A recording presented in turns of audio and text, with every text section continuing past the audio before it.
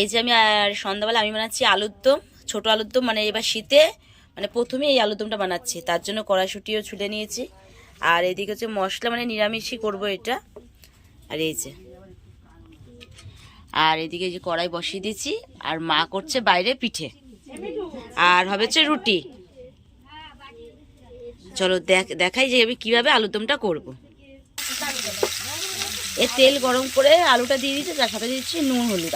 আলুটাকে প্রথমে ভেজে নেবো আমি, লাল লাল করে ভেজে নেবো আলুটা দিয়ে, তারপরে জিরা ফোড়ন দিয়ে মশলা কষিয়ে তারপরে করবো। আর আজকে আমি তাদের পুরো রেসিপিটা দেখাচ্ছি কীভাবে আমি এই নতুন আলুদমটা করি। আর এই যে আলুটা প্রথমে না আমি সেদ্ধ করে নিচ্ছি চোকলা সমেতি, তারপরে ছুলে নিয়েছি আর নুন দিয়ে সেদ্ধ করেছি, তাহলে একটু নুনটাও ভেতরে ঢুকবে, খেতেও ভালো লাগবে। নুন নুন রান্না এমনি আমার নতুন আলু এমনি পছন্দ হয় না, শুধু আমার ছোটো মামা খাবে বলেছে, আর আমার বরের জন্য রুটিতে আমার বড় অনেকদিন বলছে ছোটো আলুর দম করো, ছোটো আলুর দম করো, তাই জন্য করে নিয়ে যাচ্ছি।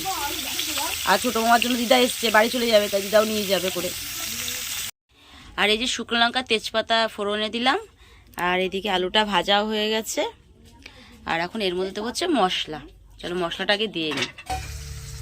আর মশলাও দিয়ে দিচ্ছে, সাথে কড়াইশুঁটিটাও দিয়ে দিচ্ছে, কড়াইশুঁটিটা সেদ্ধ হবে না, আর ভেজে দিলে খুলে খুলে যায় বলে তো একবারেই মানে দিয়ে কষাবো, মানে কড়াইশুঁটি দিয়ে মশলাটা। আর মশলাটা যখন ভালো কষা কষা হয়ে যাবে, তেল ছেড়ে যাবে, তারপরে এর মধ্যে দেবো হচ্ছে আলুটা। আর মশলায় কী কী আছে সেটাই তো বলা হয়নি। মশলায় আছে আদা, গোটা জিরে, গরম মশলা, শুকনো লঙ্কা, কাঁচা লঙ্কা, টমেটো, পোস্ত, ব্যাস এইটাই। চাল মগজটা পাইনি বলে আনতে পারিনি, এই দিয়ে করা হচ্ছে। ভালো বেরিয়েছে। এই যে পুরো কষানো হয়ে গেছে, আর বন্ধুরা দেখো কালারটা দেখো কত সুন্দর এসছে। পুরো কষানো, এখন আলুটা দিয়ে কষাবো। তো আগে আলুটা দিয়ে নিই তাহলে। এই যে আলুটাও দিয়ে দিয়েছি, এখন আলুটা দিয়ে কষাই।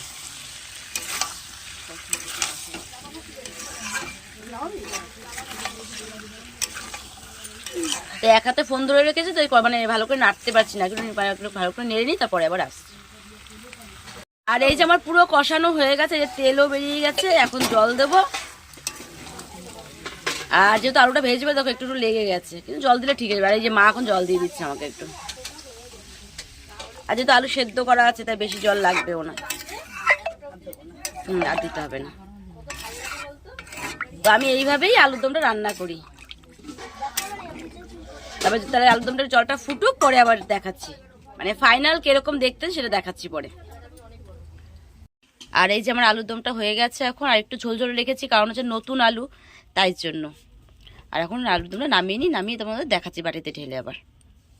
তো বন্ধুরা আমি এইভাবেই আলুর দমটা করি। আর এই যে পুরো করার পর আলুর দমটা কালারটা দেখো, মানে জাস্ট মানে বলবো কি সেই হয়েছে দেখতে, যাই। আর খেতেও ভালো হয়েছে, আমি নিজেই বলছি, আমি নিজেই টেস্ট করে দেখেছি, আর আমার মাও বলছে পাশ থেকে সেই হয়েছে। আর যদি ভিডিওটা ভালো লাগে তাহলে লাইক কমেন্ট শেয়ার করে দিও, আর সাবস্ক্রাইব করে আমার পাশে থেকো।